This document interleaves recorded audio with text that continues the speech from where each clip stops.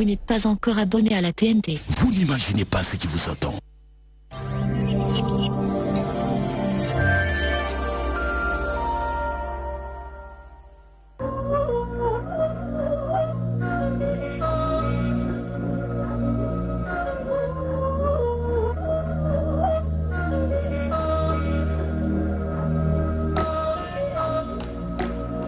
jàngeen jëf ci ànd beeg seen télévision DTV ak seen rajo Soxna FM 99.9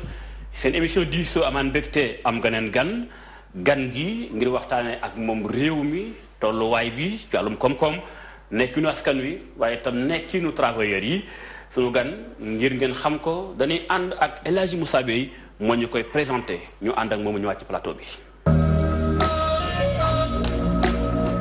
fukki at ak juróom benn muy xeex ngir ak yelleefu liggéeykat yi moom nag mu ngi wuyoo ci turu Modou Guiro gane si àdduna nag ci fukki fan ak juróom-ñaar ci weeru novembre 1951 ca Kaay nekk ca Mali mu doon nag ab syndicaliste boo xam ne kenn natableetu ko ci taxawaayam xeex doléance su liggéeykat yi Modou Guiro nag ci ab ndawam yëngu na ci lu bëri ci ay déplacement ndax affectation yi nga xam ne wéy juróom bu góor doon na ko dund ci métier garde républicain ba mu doonoon li waral étude primaire am sax mu ngi ko defe ca Kaolack jaar na Gossas ak Kédougou li soxal étude secondaire am mu defe ko nag ca lycée technique André Pétavin doonoon na nag ku bëgg lool njàng mi tax sax mu am ci diplôme bi ñu duppee CAP électricien ñàkk moyen ngir wéyalum njàngam taxoon sax mu teel a dugg ci wutum liggéey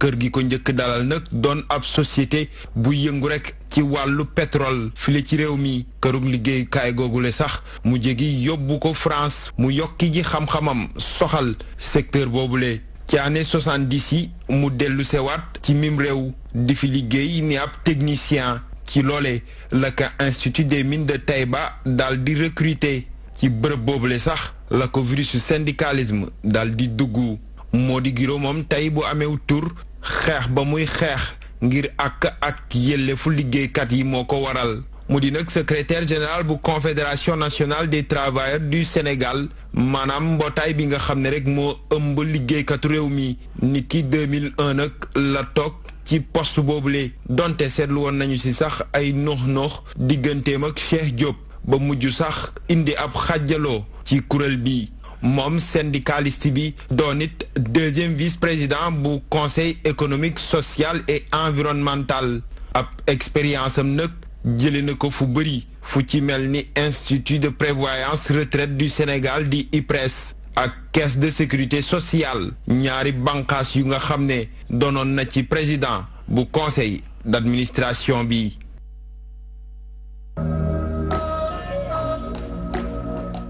Alors président jaajëf d'abord El Hadji Moussa Beye mi ñu defal nataal bi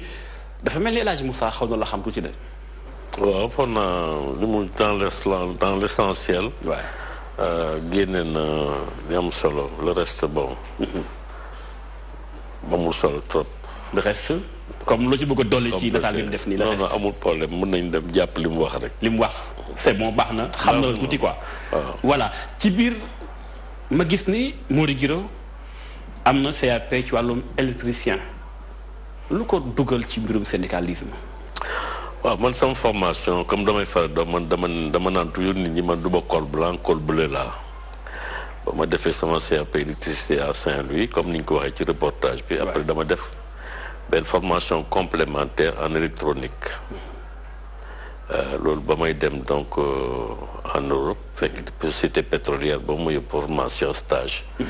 pour ma stage spécialisé wu ci li ñuy wax contrôle automation. loolu mooy sama spécialité man maa ngi commencé société pétrolière boobu ci laa démissionné chômé woon nag benn yoon. da nga démissionné pour wuti leneen pour yokk sama solde ndax sama liggéey xamoon naa ko wóolu woon naa ko sama bopp. ma xaroon ñoon naa ci waaye parce que liggéeykat bi da ngay jéem toujours fi gën. waaw ma dem gis que société boo xam ne moo gënoon rëy ci Sénégal muy compagnie sénégalaise des phosphates de Taïba ba may dem aussi fekk na comme ni ma ko man ba may génn jox nañ ma 12 offres d'emploi waaw dem naa société bi ku nekk bëgg maa jël donc amoon naa opportunité boobu ma dem foofu parce que moo doon kër gën a rëy Sénégal waaye ba ma fa demee la ma fa fekk nekk bokkul ak li ma xalaatoon parce que kër gënoon rëy pour war naa jàmm fa am ak xaalis waaye ba ma fa demee dama fekk nootaange bu mag ay tubaab nekk fa di noot mu amoon benn embryon ay mag yu doon jógoon pour xeex responsable bi fa nekkoon parce que toppatoo woon liggéeykat yi wa ñu woote assemblée ma ñëw fekke assemblée bi jox ci sama xalaat mag ñu gis ma daal di ma topp alors ci dugal ma ci créneau boobu ma ànd ak ñoom ndax man yàlla bindee na bëgguma injustice man bëgguma daal injustice ku nootee nit ki daal boor boobu laay féete kon ci Taïba la le virus su syndicalisme duggee mais avant loolu nekk naa seen avant loolu nekk naa délégué ci société boobu ma la wax nekk naa fa délégué suppléant mais boobu ay xale la ñu dafa moon syndicalisme trop mais maa ngi woon fédération nationale des travailleurs des corps gras Babacar Diagne ma nekkoon président fédération boobu ñu ànd ak sunu doyen aussi bu ñu Abdourahmane Ba pratiquement mooy kooku moo ñu formé donc moo dugal ci ñun ba syndicalisme ak comportement jàngal ñu ñuy dem donc loolu mooy ñu dugal ci révolution boobu amoon biir Taïba pour xeex la fa jëlee li fa nekkoon nootaange boobu donc loolu moo ñu pousse voilà parce que li may mën a mooy Taïba dem naa ñu signé contrat 6 mois après benn société boo xam ne lañ ma doon waxaale ak man d'accord ma ak ñoom ñoo jël si ma man leen noo léegi jël nañ engagé wu naa ci syndicat mënatuma dem du xaalis moo may tax a dem parce que ñi jox naa leen sama baat ba pare donc lii moom lañ commencé ñuy dem di xeex ba responsable boobu ñu jëlee ko fi maja yónnee délégation ñu bokkoon ci nit jiitoon boobu jële fi responsable bi qui avait une protection nag ndax moom amoon na responsable politique yu dëgër yu ko téye woon waaye comme niñ ko waxee mbooloo mi suñ taxawee rek dara du taxaw seen kanam donc noonu lañ ko fi jëlee ak suñuy camarade ñu renouveler bëgg ma def ci kanam mais aw moon mandat délégué du personnel nekk moon délégué dama suuboon ci xeex bi nii rek alors ci lañu ne naa xaar ba ñu def renouvellement mag ñee ko wax ñu daal di ma def délégué ci laa jël bopp syndicat bi donc ma nekk délégué à la base jël syndicat au niveau de la section jóge foofu nekk secrétaire général bokk ci union régionale bu Tivaouane après dem union régionale bu Thiès dirigé naa union régionale bu Thiès pendant des années ci laa jóge ñëw bureau confédéral CNTS jóge bureau confédéral CNTS chargé des questions d'emploi chargé des affaires économiques ci laa nekk après secrétaire général de la confédération voilà Mody Guiro tàmbale ab délégué bu engagé wu ca Taïba di xeex 2001 mu nekk ci boppu centrale bi gën a mag ci Sénégal ci côté représentativité Mody Guiro syndicalisme ndax nekk na lool neex na wala metti na ndax bu gisee koo xam te yaa ngi wax sànq ni ma amoon nga 12 offres yoo xam te ni bi liggéeyukaay bëggoon na la proposer nga liggéey ak ñoom mais teewut nga ba ko fa mujj dem nga démissionné nga léegi ba nekk léegi un vrai syndicaliste jiite centrale bi gën a mag lan moo la gën a marqué ci sa carrière syndicalisme ndax lu neex lu metti yooyu ñaar ban date boo xam doo ko fàtteem ci lu neex ak ban date boo xam doo ko fàtte mukk ci lu metti loo xam dund nga ko keroog. waaw syndicat foog naa ni boo koy def ku nit ku nekk ak sa destin ndax en vérité ba may dem Taïba man dew ma fa pour nekk syndicaliste. bien sûr dama doon pour du fa samay poos waaye sama destin moo jaar foofu nga nangu ko. yaa ngi dégg kon neexul trop aussi sacrifice la. sacrifice waaw ay sacrifice yu metti la parce que dañ la bënu xatal. dinañ la noot jéem a noot dinañ la bloqué. dinañ jël say suñu suufe ci yow teg seen kaw lépp nga découragé wala nga nangu. loo warul a nangu. mais dignité bi foog naa moom mooy jiit am na valeur yoo xam ne yi soo ko gëmee da nga ko war a gëm ci syndicat la bokk maanaam boo nekk responsable bi da ngay nangu quelquefois ñu teg la ay nooteel teg la ay bundu xatal la jël ñeneen teg sa kaw mais da ngay xam ni bëri bi mooy indi loolu waaye lépp dañ koy def sa kaw pour nga wàcc waaye boo gëmee maanaam da ngay continuer sa gëm-gëm continuer sa bëre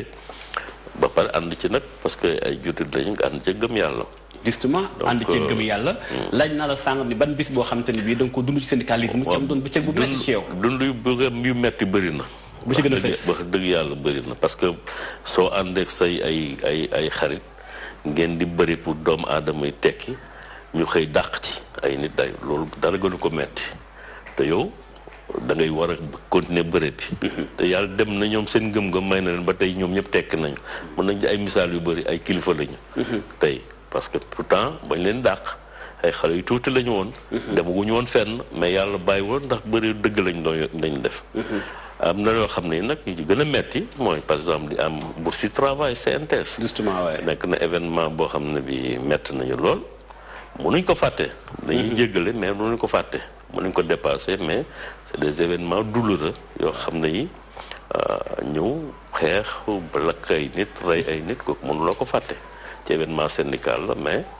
dañ koy dugal ci wàllu activité bi ñuy def mais yooyu mënuñ ko fàtte ndax jour boobu bourse du travail li fa xewoon lakk ay nit ñu faatu après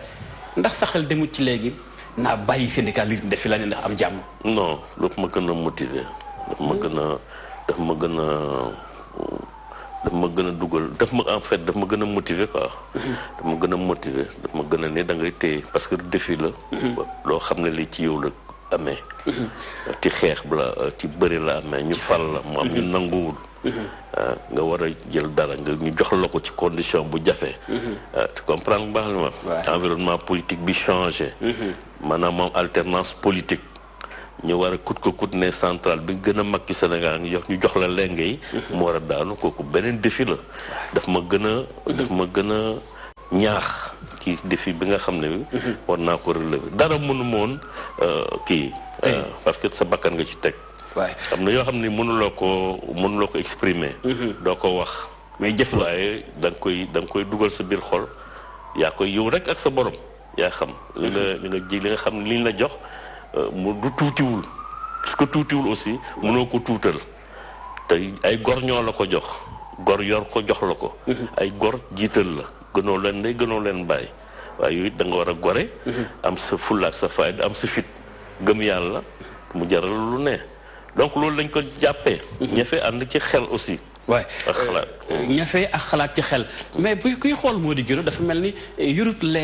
eeru syndicaliste maanaam syndicaliste fi booy xool dañuy gis ñaare ñu bari xadar yëngatu yow ku la xool nuru ko dal wala dal ci bitti mais ci biir mu yëngatu waaw mën naa dal nii parce que man xam naa sama bopp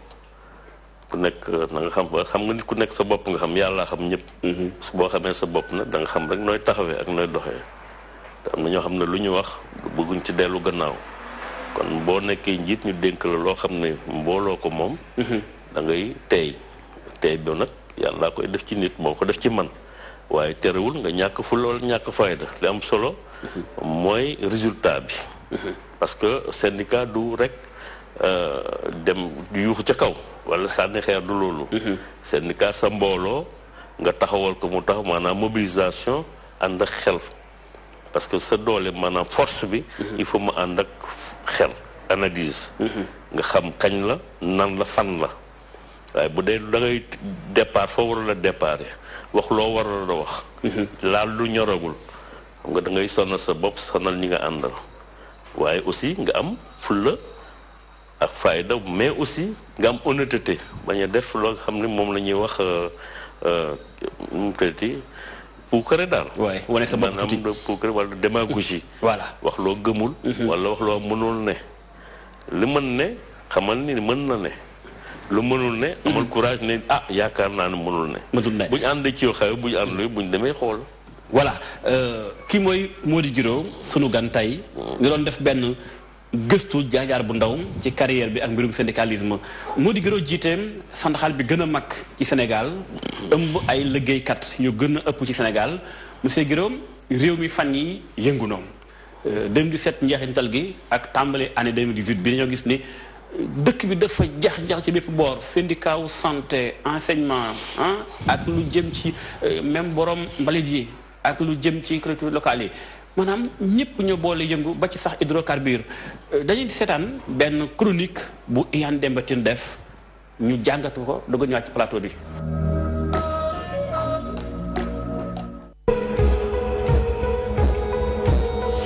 liggéeykat ya ñoo nga yuuxu seeni ab métit ci kanam nguur ga ñu jàpp ne doxalinam bon na lool te ñu joxoon ci baaraamu tuuma njiit li ndaxte gis nañu daal lu yàkkamti ca lañ koy laaj daal farataalu ko fulaalu ko waaye nag li ko ñor xëy na leneen la loole di ñu indiwaat ci atum 2018 nga xam ne dañ ko jagleel wàllub ndimbal boo moytuwul daal ndimbal loole dina daal di taq suuf ndax am na luy door di ñuul ca soow ma te kat ci joxoñ baaraamu tuuma kilifa gi fi jiite liggéeykat ya ña ngay seet pexe yoo xamanteel daañu wàññi loxoom ndax rek la mu xaatim ak ñoom mu daal di koy jëfe ay syndicat yu wuute ña ngay waajal ay bankaanub loxo di yëglu bu baax a baax ci kanamu kilifa yi ca mujjanteel ba lan lay jur ndax ñu bëri ca ñoom boo moywul daañu ni gàllankoor ci njàng meek njàngale mi ak ca bërëb bu fajukaay yi te tam ca mujjanteel ba daañ fa dellu te digge yu ñuy bañ tey mooy taxati ñu dellu ca loole du fi bees ndaxte yàgg nañ fee wax ak yuuxu te digge rek mooy tax ñu dellu ca seen ay liggéey kon lan moo ko fi jar te ñu bëri ca ñoom kat la ñuy laaj xaalis rek ngay dégg ñuy laaj waaye nekkin ga te ña ñuy tàggat su nekkee ca l'école ya li nga koy dégg ñuy wax néew na lool laaj daal di sampu kon nag la ñuy laaj tey seen gafa duun rek lay gën a xaw di nirool waaye nekkul seen ay bërëb yu wuute coppite daal di fay am ndaxte ndongo yi nañ ko waxe kenn du leen di faral di xalaat te bërëb bu fajukaay yi ña fay dem léeg-léeg ñàkk kersa gu bon lañ fay jànkoonteel liggéeykat ba la ko war sax du ko def te laaj su jotee mu taxaw rek di sonal nguur bëgg nañu nguur daal di leen defal lañ koy laaj waaye nag ñu war a xalaat ne war nañoo liggéey ba ñëpp ñu ñuy dalal ak ñu ñuy jàngal wala bokk si yeneen bërëb ñu jox leen gëdd gañ leen war a mën a jox ay fonctionnaires yu bari li leen gën a ñor moom mooy fi la nguur teg doo ko sax matale te kenn sañu ko wax loolee di firndeel na ñaari pàcc bu ci nekk war nga mën a am génneelu taxawaay jiital fulla ak fayda ca la ngay def ndax kat réew ma am nag génneelu xar kanam ci ay yëngu-yëngu yu wuute njiite réew mi yow war nga mën a fësal yenn ci ay doxalin yoo xamantel dina dalal xelu syndicaliste yooyee rawatina ña ca doon sax ay liggéeykat ndaxte gis nañ ne jàppanteeg jàmmarloo ak rek xëccoog xiiroo mi ngi bëgg a bëri ci biir réew mi ci wàllu woowee te li ni mel nag war a dakk ndaxte yéen a war a mën a jël dogal yoo xamanteel ca mujjanteel ba moo ñu yóbbu ci faj yenn ci ay saafara yi liggéeykat yi di jànkonteel ndax su ëllëgee ngeen mën a taxaw nag seet ak seetantal ndax gannaaw ba ñu amee li ñu doon laaj ña nga ca seen place di liggéey nam ware am déet su boobaa nag ka def safaan wa di ngeen ko mën a teg ci yoon waaye fi réew mi toll tey waroon na fee mën a weesu mu doon ci liggéeykat ak doxalinam waaye tam ci nguur ak doxalinam kon nag ku ci ne xoolaatal sa bopp te jàpp ne njuumte am na ci ñaari pàcc yépp lay bàyyi nga jàngatal ñu reportage bi noo gisee lu xew.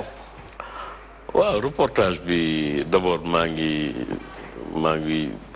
félicité ak sant seen camarade seen collègue bi. def reportage bi. waaw li mu wane mooy jël na ay éléments ci marche bi am def na rétrospective ci environnement social bi.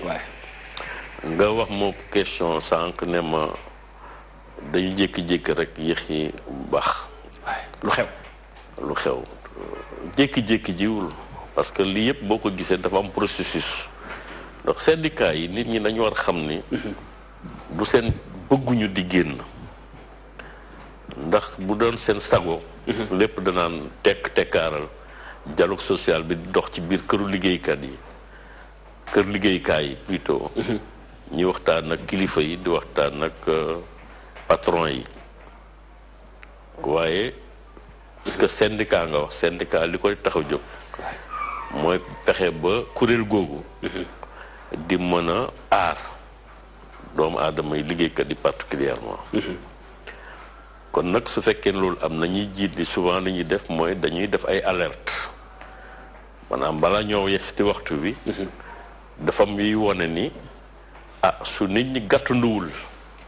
ci ay waxtaan wala ci toog toogaay ba fexe bu trouver ay consensus ay solution am na foo xam ne bu ñu fa yegsee lu mel ni day am loolu nag moo arrivé moo tombé kon waaye xam nga jàngalekat yi moom saa yu école di waaju ubbi coow dana am loolu moom duma la ko jàngal journaliste xam nga ko boo defee respecté at yëpp chaque année école di waaju ubbi suñu réglewul yenn problème yi coow day am ak la kon nag l'état wala enseignant yi état mooy responsable en premier kooku buñ ko nëbb buñ ko làq am na yeneen secteur muy secteur santé justement am na yeneen secteur yi nga wane muy les collectivités locales am na boo xam ne bi bu bërki démboog tey muy ñi nga xam ne secteur nettoiement la waaye am na yeneen secteurs yu mënoon génnaat ci mbedd mi waaye defuñu ko peut-être xëy ñu ngi doon waaj waaye loolu lu ko indi rek boo xoolee ba xool bu dee jàngalekat yi non respect la ñuy wax maanaam waxtaan nañu nguur gi at yi passé am na li ñu tënk parce que mais nguur yi parce que dañ naan c'est la continuité de l'état waaye état ba ko si ñëwoon même bu dul état bi puisque tënk nañ ko ak syndicat yi dañ naan rek ñun am nañ accord ku ñëw rek da nga koy jël waaye comme niñ koy wax sax di waxee bu jafe-jafe amee nañ ko gàttandu dialogue bi du nekk un dialogue nu mu tëdd conjoncturel dialogue bi dafa nekk dialogue permanent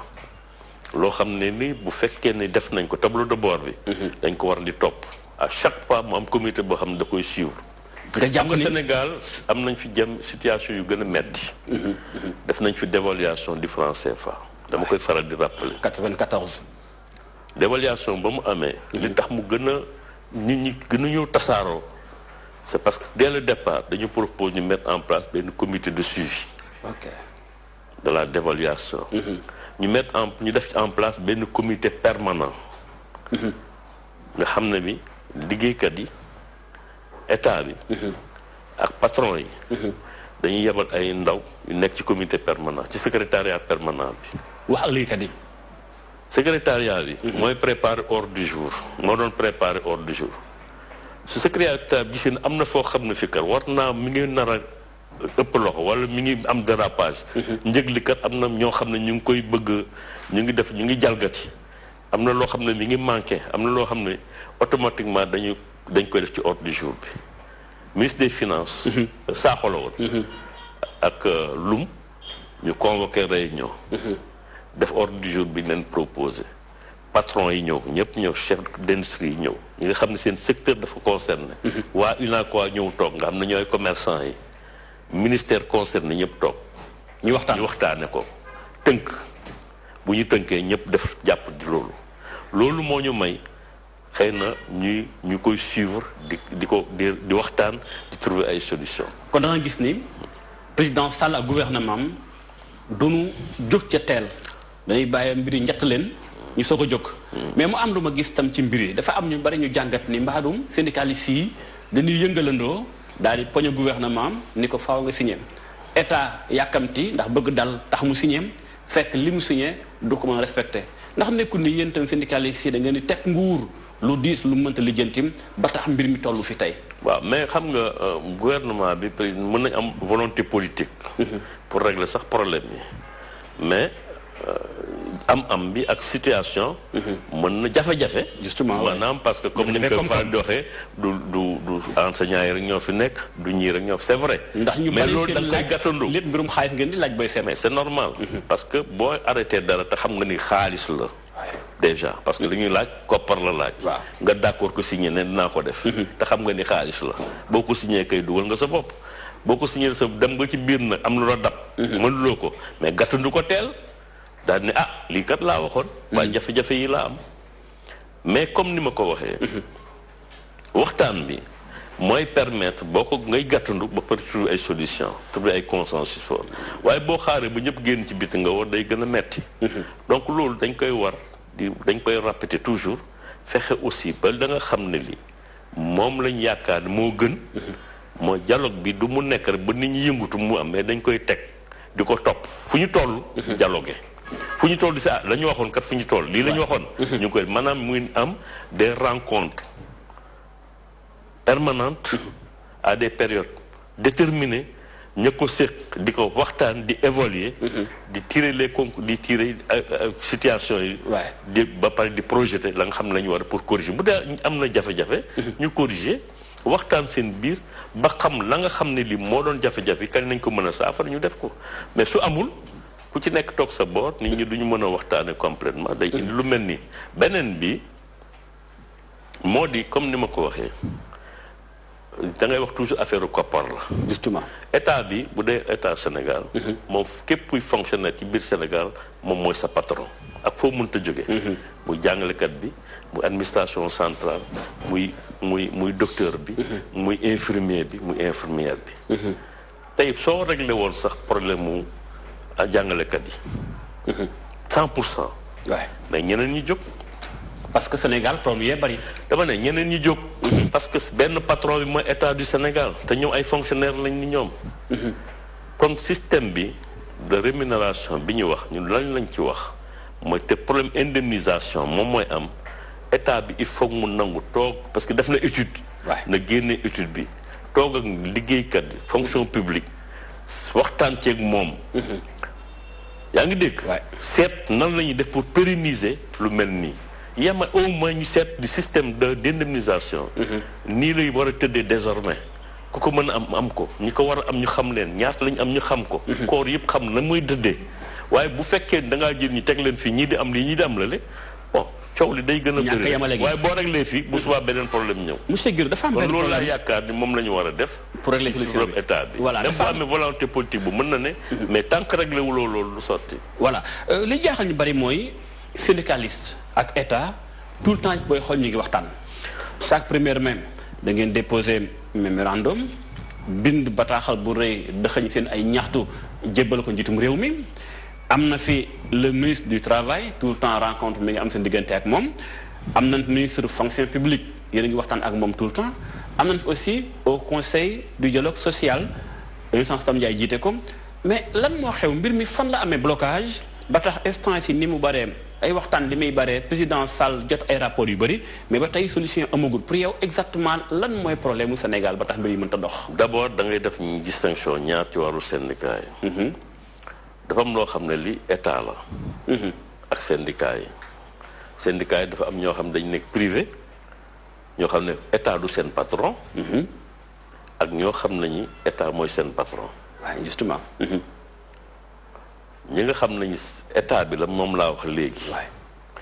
beneen bi pàcc muy secteur privé. pour le moment ñëwul ci problème mu état. may bàyyi ma àggale. problème état bi laa la expliqué sànq. ne la état bi puisque benn patron moo ëmb moo jaboote fonctionnaire yëpp. te lépp ci problème mu condition de travail. rémunération indemnisation la. il faut que jotaay boobu mu amal ko ñooñu. syndicat yi nga xam mais jotaay mi ngi am mais amul solution bokkul da nga may dëgg bu baax jotaay bi mën na am proposition mën na am mais boo ko réglé tey bu subaa mu dellu si waat parce que li ñu war a rek base bi dañ ko war a réglé maanaam na nit ñi waxtaan système d'indemnisation désormais nii lay demee mu féete parce que étude bi état bi def na ko par na étude bi na ko teg waxtaane ko yeneen waxtaan la yoo xam ne yi li ci ëpp du lii li ñu ëpp coow li problème xaalis la mooy indemnité. ni ñuy fayee nit ñi ak indemnité yi ñu am loolu mooy coow li ngay dégg. bi ci des mooy secteur privé. secteur privé bi ku ci nekk secteur bu nekk. ak sa patron. patron yi bëri nañu. branche professionnelle yi dañoo bëri. ku ci nekk également sa patron. ñun la ñu wax te ñoo leen ëmb ci biir syndicat yi lañu ne. d'abord. la ñu wax ni mooy coow li ëpp mooy payoor gi bu ngeen seetloo ñun dañoo signé charte ak état du Sénégal dialogue mi ngi am bu ne dialogue amul dialogue comme ni nga ko waxee mi ngi am may ma tudd mais lu mu jur dialogue mi ngi am li mu jur dañ am yoo xam dina régler bu subaa beneen dikk noonu la syndicat di dundee parce que société moo demee noonu ñu def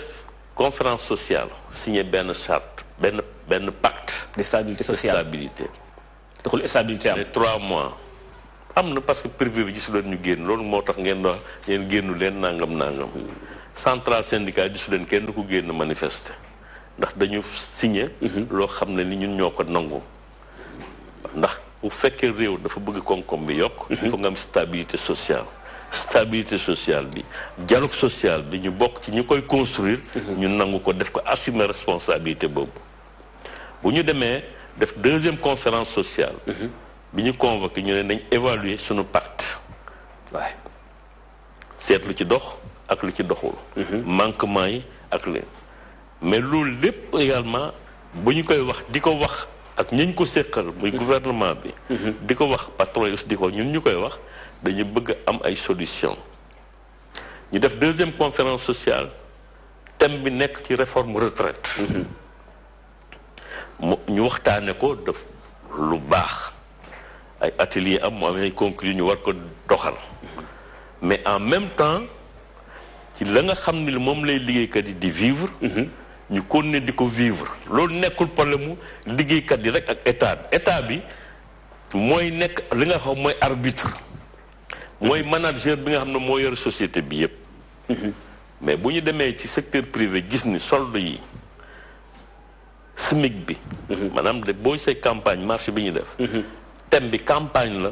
sur les salaires loolu daañu fi ñëw am na pàcc bu ñu ko jëlee ci campagne sur les salaires donc dañu gis ni war nañoo mën a génn puisque ñu ngi doon wax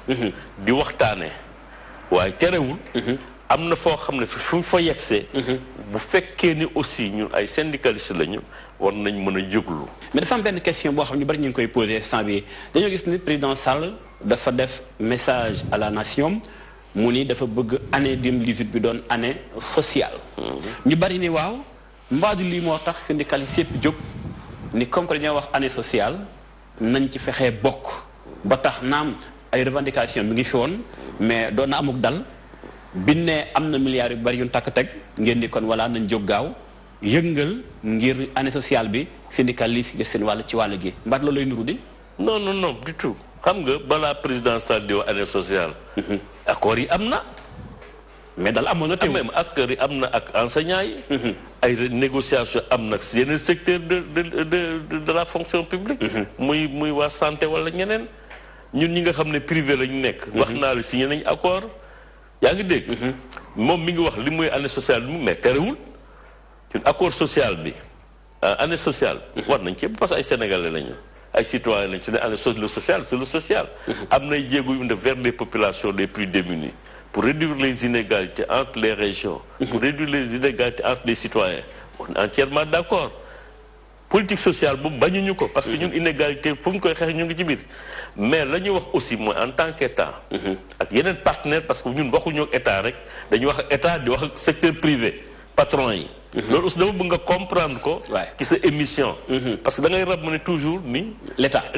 or pour ñun c'est l'État et les patrons du secteur privé parce que am na loo xam ne ni patron bi nga buy jël décision bi état bi yoonam nekku ci du ko sax tàggu ça c'est vrai waaye bu ko jëlee teg ko ci ndodd liggéeykat bi ñun bu ñu perturber climat social bi état bi yëpp mooy yëngu bien sûr kon loolu lañ bëgg aussi attirer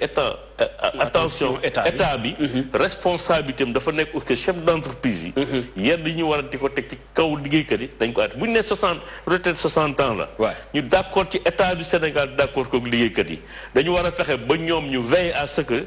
entreprise bu ko appliqué wul ñu dal sa kaw wala ñu ne nga def ko par force waaye mënuñ bàyyi liggéeykat dem ci mbedd mi di dem ci dangi ci dans les inspections du travail di dem dans les tribunaux du travail bu fekkee ni am na chef d'entreprise boo xam ne liggéeykat dañ mën a fal suñu délégué du personnel patron bi ne du fi amee bu nit ñi kii mu dàq leen état bi dafa leen war a ne waru leen ko def dañuy forcer delloo leen liggéeykat bi ci biir su dee dem nañ ci yoon daal di ne liggéeykat delloo leen ko place am patron bi naan du ma ko delloo état bi dafa delloo ko place am dafa am astuce loolu foo am parce que loolu bu ñu ko deful jàmm du am il faut état nekk arbitre manager bu la mooy manager bu mag bi arbitre la patron la moom état bi dafa nekk en même temps employeur parce que moo yore fonctionnaire yi mais ñun ñi nga xam ne ñoo nekk ci privé moo yor arbitre di manager aussi économie réew mi jàmm jooju nag pour mu am état bi moo ci am responsabilité pour que loolu mën a am nag il faut que état bi mettre des moyens à supplémenter à la disposition de l'administration du travail tey fi nga nekk DTV su fekkee ni tey am na droit liggéeykat yi ñu respecté wul kan moo ko mën a xam su dee patron liggéeykat yi organisé wuñu su fekkee ni dañ leen di note te ñemu yëpp parce que amuñu syndicat bu leen défendre contrôle bi am inspection du travail ñëw mooy contrôler seen ndax yi teg ngeen ci yoon am déet ndax respecté ngeen yoon am déet yaa ngi dégg loolu su fekkee ne moyen bi état bi mettre ko à la disposition de l'administration du travail ñun suñuy wax loolu xam nga état fonctionnaire yaa ngi kaas seen salaire seen système de rémunération ñun en tant que privé ñu ngi kaas ci état bi pour que état bi jox moyen administration du travail ñu ngi fekkee état suñuy liggéeykat yi nekk yeneen secteur ñu jox leen aussi moyen de liggéey par exemple administration centrale ñoo xam nañ leen do ay moyens nañ leen aussi considérer parce que du rek jàngalekat wala kii nu mu tëddi santé wala feneen ak feneen am na yeneen liggéeykat yi ñun lañu bootu tey état bi mooy seen patron donc loolu aussi ñun suñu responsabilité ak ci état ñu dem nag SMIC bi ngay wax muy salaire yi ñuy wax nga xam ne secteur public ñu ngi koy kaas ñu nit ñu ne suñuy salaire secteur privé depuis 1996 yokkuñu salaire SMIC bi suñu salaire convention depuis 2009 amuñu négociation ñu état bi boobu parce que état bi nekk manager nekk arbitre moom mën a woo liggéeykat yi syndicat yi woo patron bi toog ñu waxtaanee ko moom mu arbitré voilà loolu moo waral le 23 janvier bi ñu weesu synthèse def marche lu gëj a am ñu xool benn élément seetaan ko ñëwaat ci plateau bi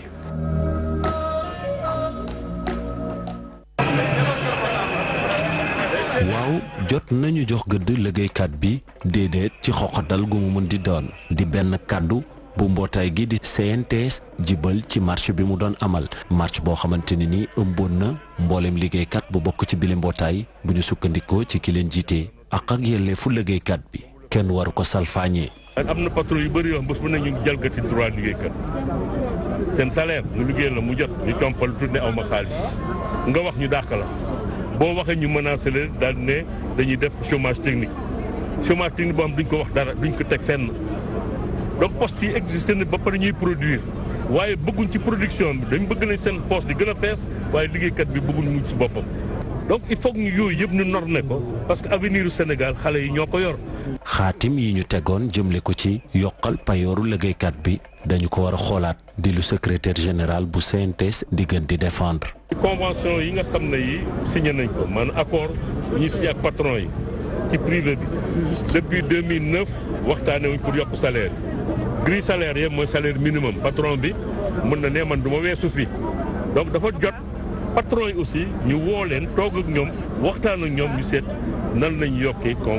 salaire conventionnel. secteur yu ci mel ni wàllu njàng meeg njàngale mi wala sax wàllu wér-gu-yaram lépp tàggatim bi jamono ji liggéeykat yile ñu ngi milité ci dal ak doxal gu mat sëkk am ci ñaari secteur yu am solo yile. dañu gis ni éducation santé ñoom ñooy gën di coow ndax accord yi ñuy signé xëy na bala ñu koy signé coow mooy am buñ ko signé buñ dem ba ci biir ñu ne mënuñu def kon dañu bëgg marché bi wane ni gouvernement bi ak liggéeykat war nañu mën a toog saytu seet lépp loo xam ne lii accord la ñu respecté ko seet nan la ñuy def pour que lii di am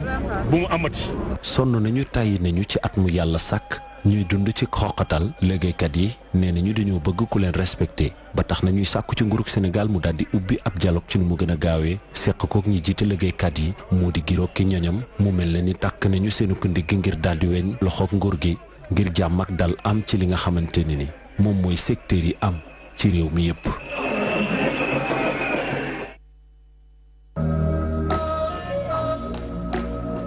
ñoo bokk gisandoo élément bi Jibi Saax jooju ñu koy gërëm bu baax ci reportage bu ni mel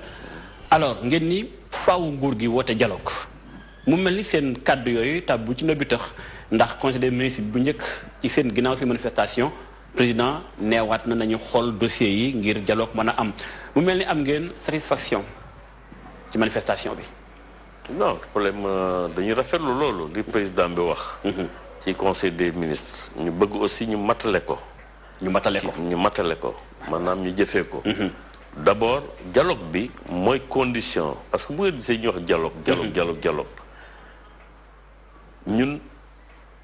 dañ koy faral di wax syndicat yi si leader yi ngay gis yëpp ay experts dialogue lañu. ndax syndicat du rek ñaxtu. waaye di nga loo sànni xeer yaa ngi terminer table de négociation. donc dialogue boobu moo tax ñu naan nañ toog balaa dialogue bu sérieux aussi. dialogue bu sérieux. boo xam ne dialogue sérieux mooy am nañu responsabilité. suñu visa am nañu dialogue responsable. boo xam ne bi solution la ñuy wut. mu engagé nit ñi def nañ ko aussi loolu mooy doon conférence sociale bi. am ñu arrêté tënk ko di ko doxal. waaye bu fekkee ni la ñuy wax nii. gis nañ loo xam ne tout le temps mi ngi ñëw dellu si ti chaque année secteur éducation. santé ñu ngi revendiquer te revendication boo xoolee base bi. même problème bi la. laaj na ñu xoolaat kon am na loo xam ne war nañ ko saytu en profondeur. kon dafa mel ni dialogue bi loolu la ñu mën a dialogue. dialogue bi moo dul sérieux xëy na des fois. mën na sérieux mais solution bi moo dul solution bu solution bu durable. ci yéen la solution conjoncturelle la ñuy wut. pour faj benn problème am na ñu régler ko léegi. te nañ koy régler day ñëwaat après. dus day dellu si après dañu wut benn solution durable. solution durable mooy de part et d'autre ku ci nekk assurer sa responsabilité. teg problème ci taw waxtaane ko à fond. jàpp loo xam ne li tënk ko lii moom mën a ne lii mooy am nii lañ koy defee. mu jeex bu boobaa ñu ne fii ak juróomi at. wala fii ak ñetti at wala fii ak nangami at nii lañ koy dañuy toogaat parce que lii féete na boor. waaye daañ ko mën a xoolaat parce que jamono day dox parce que li ñuy wax nii def nañ ko suivi dañ koy def yeneen réew. su ko feneen ak feneen. muy dox tam mënul ñàkk bañ a dox suñu réew. mais ñu mën ñàkk bañ a nekk. mais li ma jaaxal monsieur Guiré mooy yaa ngi naan dialogue bu sérieux muy am état xëy na buy faj day faj benn coow mais ndax nekkul ni doxalinu syndicaliste yi yéen seen stratégie bi ngeen di am ndax moment bi ngeen jógee ñu ngi jëm presque à quelques mois des élections présidentielles kon faaw nguur gi tamit bu ngeen yu xool yu coow fa bi taabal ji faaw mu woo leen dalal leen. ngir ngeen dal faaw mu fexe def leen li ngeen koy laaj mais balaa amaat ay weer mu jógaat ndax moom itam situation bi mu toll la faaw mu bëgg ngeen dal ndax nekkul ni seen doxalin tam mooy tax ba nguur gi tout le temps mu ko yóbbu ci ab solution boo xam day nekk conjoncturel. xoolal secteur yi gën a ñaxtu rek xam nga affaire bi bu amul nëbboo. amul nëbboo ngay wax rek. secteur yi gën a génn ci mbedd mi. jàngalekat yi santé. xam nga ñoom ñëw parce que. ñoom la accords yi concerné parce que état dafa signé accord ñoom pourtant ñoom rek nekkuñu fi fonctionnaire. yow boo signé accord rek nit da ngay ñefe pour ñu respecter ko parce que yaa ñeex da nga xeex ba loolu ñëw. waaye puisque day ñëwaat chaque année ñu ne nañ ko xool loo xam ne bokk danañu jéggal. perturbation yooyu parce que xale yi aussi dañu war a jàng comme ni ñu ko waxee. ñi feebar dañu war a faju nga foog ñi ñëw yi li am hôpital Ziguinchor wala hôpital Ourossogui wala hôpital feneen infirmière yi di ko vivre. docteur di ko vivre. ñii nga xam ne dañu am ay indemnité yoo xam ne indemnité logement ay nangam xam ay milliers de francs la. ay 800000. ñii nga jox leen nangam 1000 ñi si su amuñu dara. médecins yu nekk ne amuñu dara infirmier amuñu dara ñooñu amuñu droit aussi revendiquer comme ñëpp ne pour ñu am tant que normé wuñu loolu. man waxtaanu système d'indemnisation bi. xam ku ko yollool ku ko yelloowul kuy am looy am fu mu yem ñuy xaw a équilibré mu ne fang-fangaar ñëpp xam ko ñu bañ a làq dara mais bu tànk defuñ ko lii day du ñàkk day am donc loolu il faut que nit ñi def ko seen xel état bi moo am responsabilité boobu organiser ko partenaires sociaux yi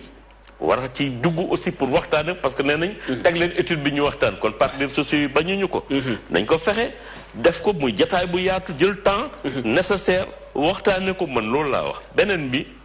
rapidement boo jëlee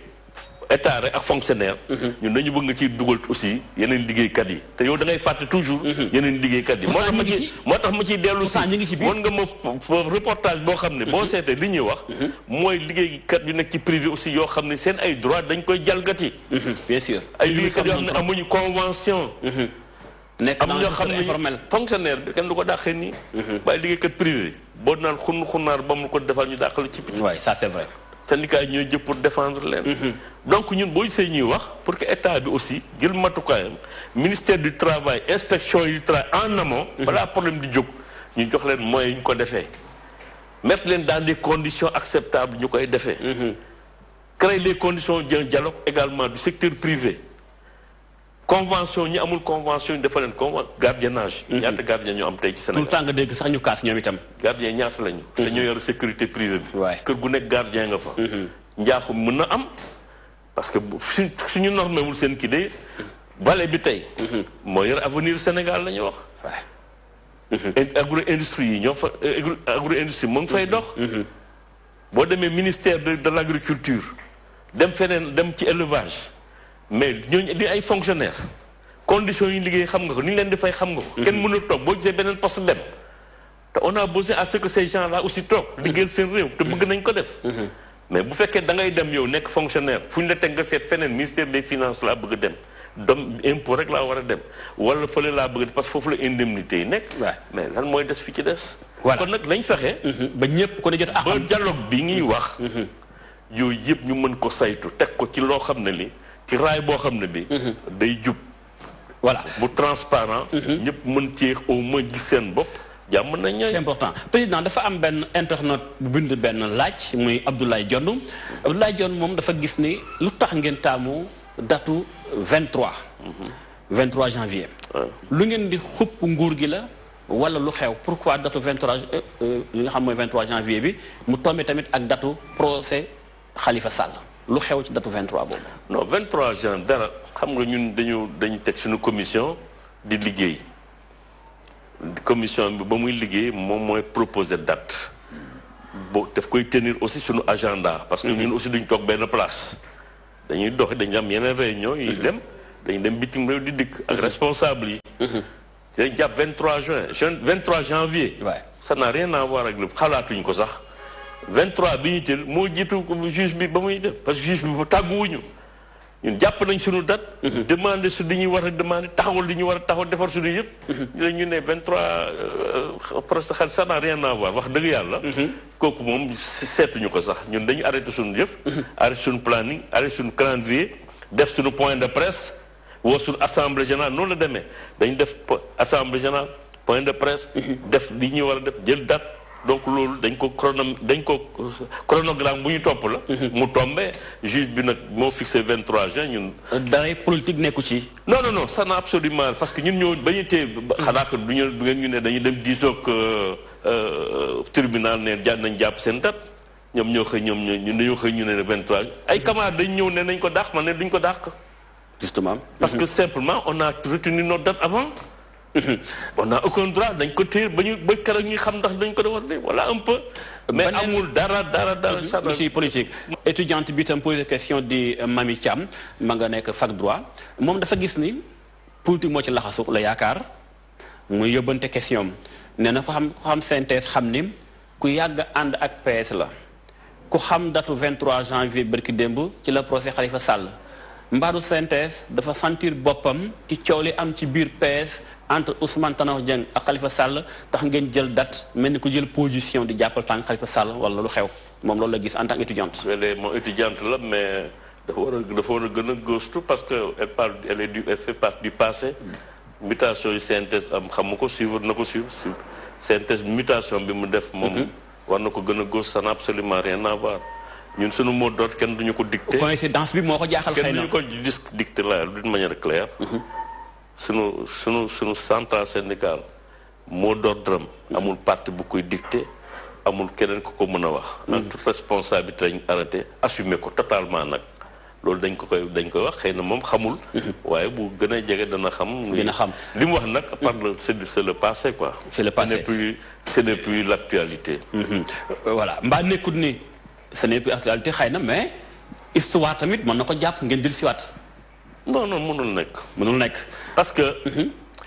synthèse man bi may jël synthèse dañu modifier statut synthèse man statut bi ma fal compris bi ma fal dafa ne synthèse organisation syndicale libre démocratique et autonome la autonome synthèse ba muy wax loolu nekkuloon ci statut yi léegi changé ngeen directement. complètement def nañ ko depuis defaat nañ congrès. synthèse bi ak synthèse bi du benn. xam ngeen ci dara sax. non man xam naa mais moom question. waaw moom tontu naa ko moo tax xam naa que xamul étudiant la peut-être. ñu war ko éclairer pour mu xam ni. voilà ça n'a rien à voir. voilà monsieur Guiro beneen laaj boo xam moom suñu débat la ñuy dellusiwaat en attendant ñëwaat ci internet bi mooy yéen a ngi wàcc congrès synthèse. fu ngeen toll ndax moo di Guiro congrès bi day sampaan dëndëm. waaw damay présenté au prochain congrès. kañ la day syndicat yi majorité yi jël si def seen congrès dañu proposé ma sama candidat yu ñu si ëpp. amul kenn ku def congrès te waxuloon ni kon base bi ñoo la wax base bi mais indépendamment de ça damay nekk candidat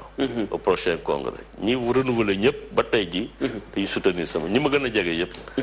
am fu ne avril dañ ko waroon def ci mois bi sax mais convoqué naa ñu jox ma mandat ne naa seet date bi gën mais agenda bi ñu arrêté nii ak marche ak fi ñu jëm may léegi novembre fanaa laay proposé ñu def ko certainement dañ koy delloo comme date bi ñu arrêté woon la dernière fois muy novembre vers le 16 novembre incha allah Mody Guiro candidat bi mooy def nga instant bi mooy sa troisième mandat n'est-ce pas boo ko defee mais lu xew Mody Guiro dafa mel ni nu mu tegee loxo ci CNTS wala liggéey bi loolu lu xew exactement monsieur Guiro nit du fal boppam justement liggéeykat yi ñoo lay fal waaye du yoon naa maf ne par force mooy démocratie waaye bu keneen bëggee nga jox ko bu fekkee liggéeykat yi nangu nañ ko fii amul problème boobu du Mody Guiro buy bëgg a toog loolu dafa am loo xam ne procédure la liggéeykat yi instance yi base yi ñoom ñooy décider ñooy décider te bu ñu décidé fal la nga wéyal nekkat ak ñoom ci sa mission bi nga xam doon la koy dénk mais sa mission bi du ñàkk tamit suñu émission mënut a jeex duñ tudd les retraités dama gis ni ñi dund ci ay jafe-jafe bari na ndax CNTS mi ngi bàyyi xel retraités yi di leen xeexaaleel ci seenu jafe-jafe bi nga xam ne ñu koy dund ñoom itam. absolument je pense que CNTS mi ngi ci biir conseil d'administration yi. bien sûr surtout IPRES. en tout cas ñun ba ñuy ñëw gis nañ pension yi fu mu tolloon. suñu baat ca kaw nag aussi. ndax ba ñu ñëw conseil d'administration IPRES. suñu mandat ba ñu yóbboo foofu en 2008 ñu ànd ak président Racine Sy. xam nañ fi pension yi tolloon. retraités yi ñu seetaan aussi dañ dégg. pension yi fu ñu tolloon ci moment boobu à maintenant. man ma ñëw 2010 ba ma fay jógee. sama mission ak sama combat li ma dama ne ñaari affaire la améliorer système ñu améliorer pension yi ak système d'information bu IPRES. ñaar ñooñu combat yi mën na ñu ngi ci.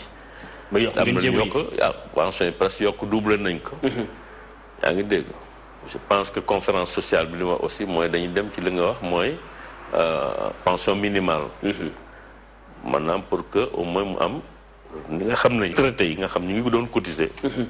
mu am niveau de pension boo xam ne mënuñ ko wax président de la république di conférence sociale bi décision historique ne dana ko yokk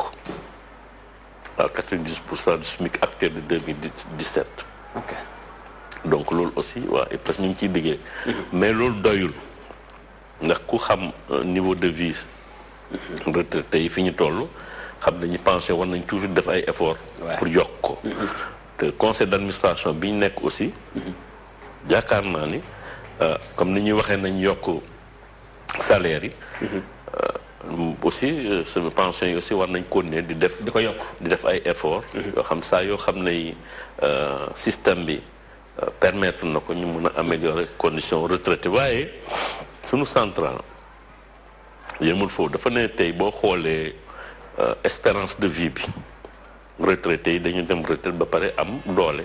maanaam ànd ak seen sago. waay 60 ans léegi dafay dëgg sax nañ nekk nit. yaa ngi dégg ba pare ñoom emploi bi toppul nu mu war a maanaam xëy xale yi demeewul noonu. donc retraité ba tey ji seen ay njaboot ñu ngi ñoom seen responsabilité. donc ñu bëgg aussi au lieu ñu dem di toog. wala di jaaxle dañ leen organiser. si leen organiser aussi ñu seet ñoom nan lañ leen di jàppale. jàppale leen maa ngi ci aussi interroger nguur gi puisque année sociale aussi daañu bëgg président de la république ànd ak ñoom gunge leen. pour ñu am ay activités économiques yoo xam ni peut-être ñoom xarañ nañ ci am nañ ci expérience. soo jëlee par exemple ci wàllu dund bi parce que retraité ñaari affaire mooy problème. dundal njaboot dunduñ pour lekk njabootam ak problème mu santé ak problème mu santé mooy retraite da ngeen leen bëgg taxaw ci yoon sa fan ñu ne leen taxawu ci loolu ñu ngi ci ndax da nga ci boole am nañ ci kuréel boo xam ne bi teg nañ ko en place ñoo xam nañ xam nañ ko parce que koo ci gis yore na wala jiite na loo xam ne lii coopérative la woon yoo xam ne ay junni doomu aadama ñoo ci nekkoon ñu yore ko ba nam retraite te dara manqué wul dara rëccul te bàyyi nañ ko fa dem ñooñu seen expérience war nañ ko mën a utiliser voilà c'est important mais du ñàkk da nga ci boole dimbali retraité yi administration bi dama am kenn ko ma interpellé kooku dañ doon dajee ci fenn mu wax ma ni ma vraiment depuis 5 ans mi ngi nii administration nga wax de waaw 5 ans mi ngi nii du IPRES FNR la waaw 5 ans mi ngi nii IPRES la nekk wala FNR loolu ma àggale bu ko fee nga comprendre tout sama question mooy que ni nee na juróomi at mi ngi nii mu retraité waaye mi ngi daw ci ay dossiers administratifs pour war a mën a jot ndàmpaay gi nga xam si moo ko moom war koo jot loolu lu ci CNTS xalaat ngir solution ngir mën a gaawal mbir mi waaw c'est-à-dire que ñun ba ñu ñëwee encore IPRES daa njëkkee dañuy attaquer système de communication bu institution bi dañ na institution bi puisque service public lay def war na man ba ma nekk président conseil d'administration dafa am yu ma marqué à l'époque ba ma njëkkee ñëw dama jot bataaxal moom koo xam ne kii dafa jël retraite dem États-Unis dafa juróomi at ba mu defee juróomi at ñibbisi di laaj retraite am ñu ne ko at bi nga ñibbisi maanaam mi ngi mel ne mu jóge woon retraite mi ngi 2018 lañu nekk moom déjà 2015 mu ñibbisi yaa ngi dégg xaar bu 2000 mu dem États-Unis 2015 ñëw xaar bu 2018 ne nañ ko fay retraite am xam kooku am na ñetti at yoo xam ne ba ma jëlee retraite ak léegi mais moo ko juróomi at la toog mu ñëw gars yi ne ko non juróomi at yi passé da nga koy ñàkk ah bon waaw ndax loolu la texte yi wax ba ma liiree kii muy réclamer di clamer ci man maa doon PC conseil d'administration bi am ma woo direction bi ne leen kii li ko dal waroon na ko xam te cadre la waaye xamu ko problème communication taxaw na cadre la kooku cadre la waaye xamul loolu astuma ñi nga xam ne jànguñu wala seen jàng demul foofu wala sori nañu kon ñun war nañu góorgóorlu ci suñu système de communication parce que li nga wax ni information ba mu solo la pour que retraité bi wala liggéeykat bi bala muy agsi ci retraite xam la koy xaar dinañ def ay jéego ci système communication ba tey ji fana IPRES mi ngi ci def ay jéego yu mag a mag c'est important kon liggéeykat bi dama koy wax comme li nga wax leen dal nii mooy toog ba retraité di ñaxtu naan sama retraite demul da ngay war a xool d'abord ba ngay nekk xale di liggéey ndax sa patron mi ngi lay cotiser waaye bu fekkee yaa ngi fenn toppatuloo retraite parce que nekk nga xale toppatuloo woon ndax ñu ngi lay cotiser seetuloo seen numéro xamuloo lu war a def nga dem ba retraite ne ba ñu ne la sa kayitu retraite nii ngay door a jóg coono rek lay jur voilà kon nag président li may wax kooku mooy papier administratif ci moom la du ci institution bi mais tam parce que dafa am dossier non même bay dem retraite da nga war a farlu parce que kuy dem retraite nekkatuloo xale da nga war a teel a jóg xam nga ci à 2 ans de la retraite nga dem wuti information bu fekkee nag sa dossier parce que 5 ans wóor na ma ni ku ci fayeku rek ci moom la moom moo amul moo matul ay këyitam ndax boo nee am na ñoo xam ne dañu tudd Mody Guiro déposé këyitu judd boo xam ne Mody Guiro moo ci war carte d'identité Mody Guiro moo ci nekk bu ñu demee changé indi beneen këyit ñu bind ci Mamadou Guira par exemple am na ñoo xam ne Mody Guiro lañ tudd xaw ma par quelle magie ne 17 novembre 5 lañ judd bu ñu demee ba retraite ñu dem 17 novembre 1956 wàññi seen at nga am